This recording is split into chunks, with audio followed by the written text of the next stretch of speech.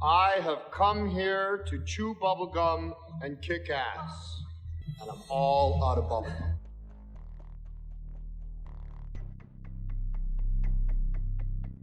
They Live is held in very high regard by conspiracists, especially if you're a movie buff like myself. This movie was, or is, The Matrix of the 80s, a film that portrays a sinister hidden reality most people can relate to because they know deep down that something in the world just isn't right. Though the movie often seems cheesy, it nonetheless conveys a strong message about the elite of the world and its utilization of mass media to keep the population under control. The star of the movie, Roddy Piper, was noted on Twitter saying, "They Live is a documentary." This was roughly 2 years before he died in 2015. Of course he was joking, at least a little bit, right? This movie is one of those rare subversive stories that forces viewers to question their world and their surroundings. Because despite the fact that the movie is about ghoulish aliens, it communicates truths to the viewers that are only alluded to in mainstream movies. In fact, looking deeper into the storyline, one might realize that there's probably more science than fiction in this story. Are the aliens in the movie an imaginative way to portray the world's elite, those who secretly run the world, those that we call the Illuminati? Let's revisit this cult classic and see how it describes the hidden rule of the elite. Right from the beginning, as we see Nada walking around Los Angeles with his backpack, the movie sets a particular mood. Something is not quite right. There is a sense of impending doom in the air. Poverty is rampant, helicopters fly all around the city, and street preachers speak of soulless beings that rule the world. They have taken the hearts and minds of our leaders. They have recruited the rich and the powerful, and they have blinded us to the truth. Our human spirit is corrupted. Why do we worship greed? Because outside the limit of our sight, feeding off us, perched on top of us from birth to death, are our owners.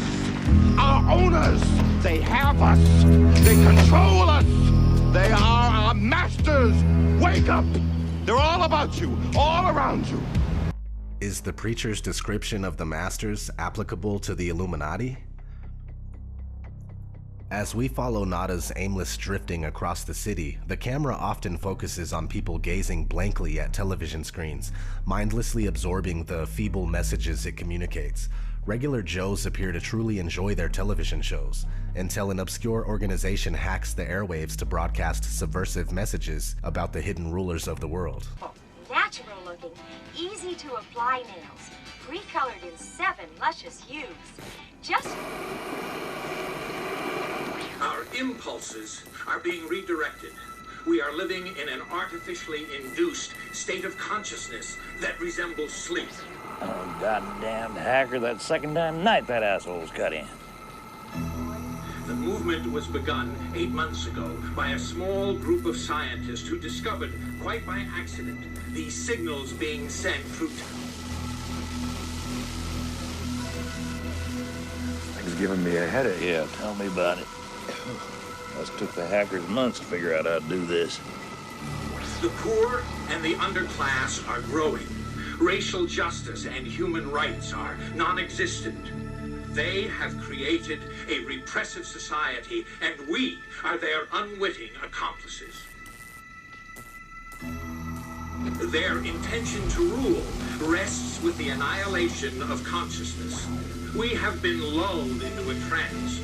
They have made us indifferent to ourselves, to others. We are focused only on our own gain.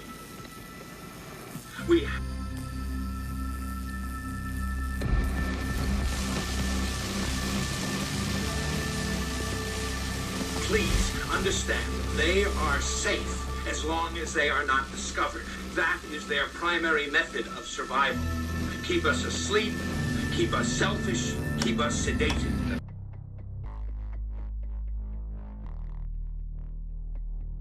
The average Joes who watch this pirated TV broadcast all get a massive headache. The raw truth is indeed too much for most people to bear.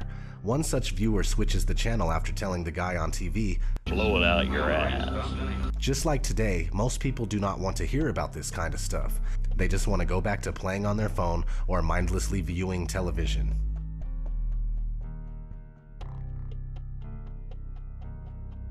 Nada realizes that the street preacher and the man on television are connected through a local church. When he sneaks into the church, he discovers that it's actually the headquarters of an underground organization.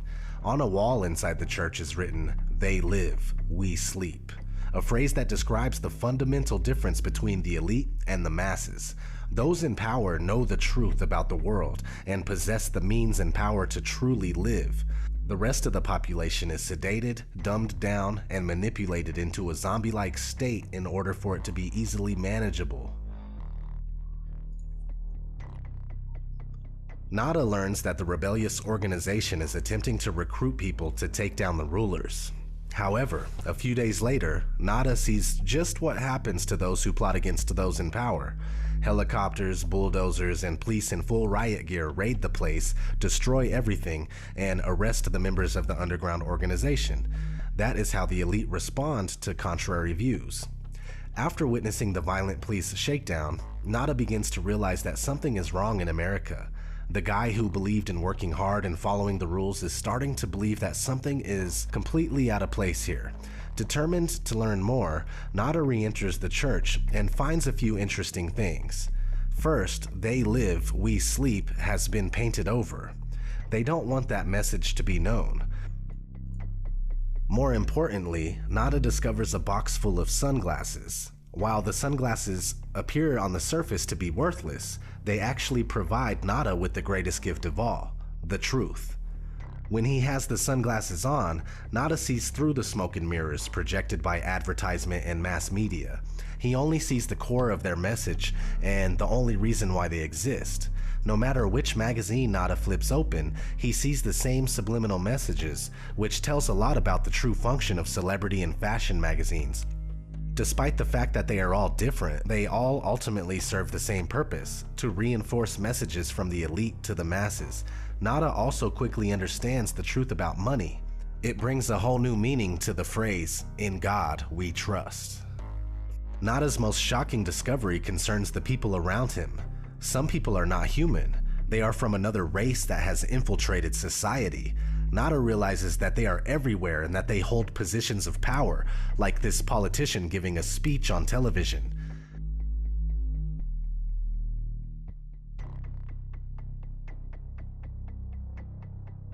When the aliens realize that Nada can see through their disguise, they immediately alert the authorities, saying, "I've got one that can see."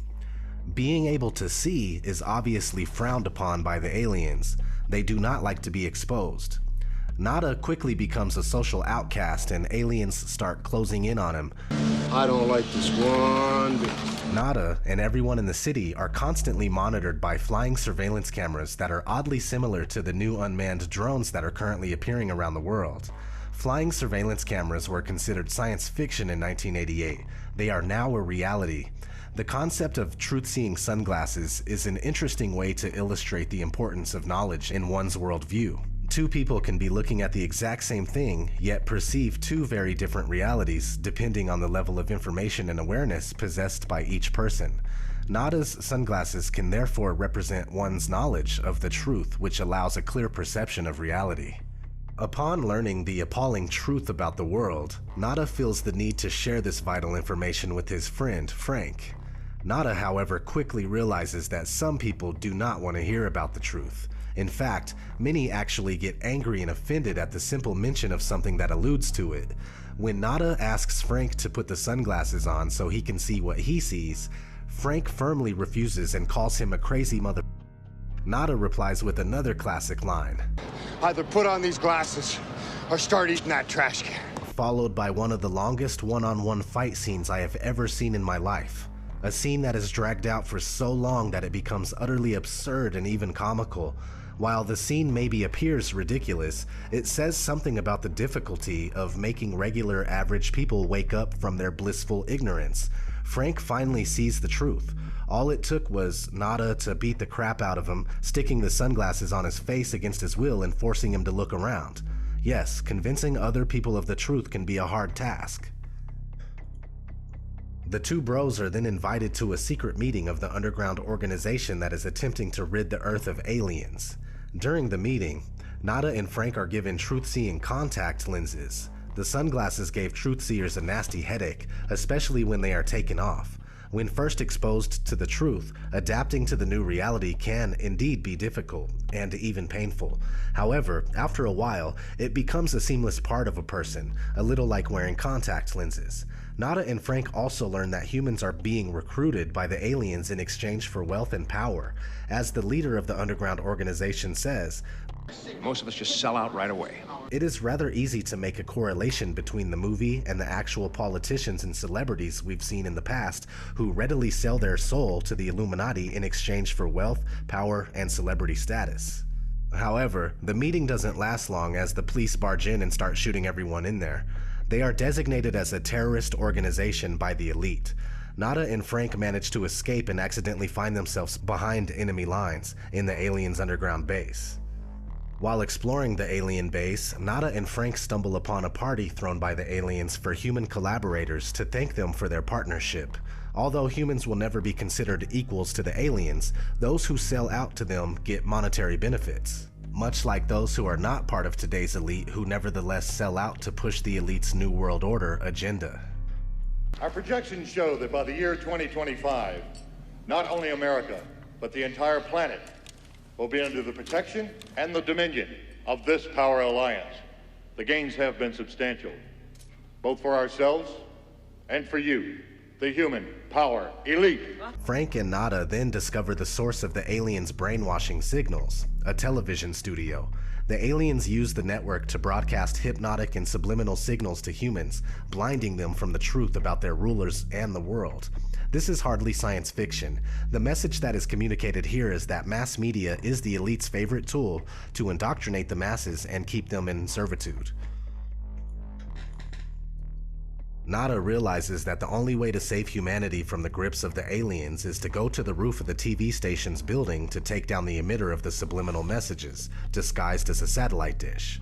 Indeed, without an elite-controlled mass media, indoctrinating the masses will be a lot more difficult, so Nada and Frank start shooting their way towards the roof. Not an easy task. Nada met Holly Thompson, a Cable 54 network executive, at the beginning of his wild rampage. While this lady appeared to be nice at first, she tried to mislead, deceive, and even kill Nada during his quest. She ends up shooting his pal Frank in the head. She's the equivalent of a disinformation agent trying to stop any resistance to the established system. While Nada appears to be somewhat enamored with her, she always somehow brings trouble. During the terrorist organization meeting, Holly infiltrated the group posing as a sympathizer and claiming that Cable 54 was clean and not the source of the alien signal, which was false and misleading. Today, disinformation is widely used by the elite to confuse and mislead those who attempt to discover the truth about the world. While Nada rushes towards the roof of the network's building, Holly appears again, claiming that she wants to help him. However, she is simply trying to kill him before the mission is accomplished. She is therefore another human that sold out to the aliens, being used to disrupt non-corrupted humans attempting to liberate themselves and others. Nada manages to take down the alien transmitter and saves humanity, but he ends up being shot dead by a policeman in the process. Nada therefore becomes a quintessential hero, sacrificing his life for the greater good of humanity. Even though it cost his life, Nada visibly does not regret exposing the aliens to the world. With his last ounce of strength, Nada gives the aliens a unique parting gift.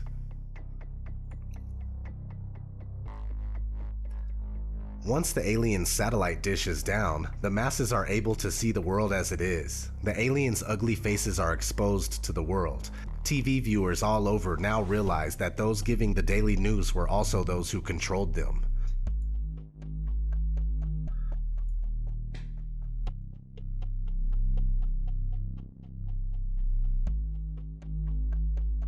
As the years have gone by, this movie's message has become increasingly relevant and freakishly realistic. In the movie, the rulers are portrayed as a completely different race that perceive humans as inferior, something that can easily be correlated to the attitudes of the bloodlines of the Illuminati, or even the Zionist Jews that refer to all non-Jews as Goyim. Working behind the scenes, this secretive elite constantly work towards a creation of a worldwide system that would serve its interests, a new world order, ruled by a one-world government. To facilitate the ruler's work, the masses are kept in the dark and are distracted with the fake puppet show that is politics, and the no independent thought programming that is the mass media. They Live can indeed be interpreted as a documentary on the thorough and systematic conditioning of human experience in order for a hidden elite to covertly control, manipulate, and exploit the masses. You still don't get it, do you, boys? There ain't no countries anymore. No more good guys. They're running the whole show. They own everything, the whole goddamn planet. They can do whatever they want.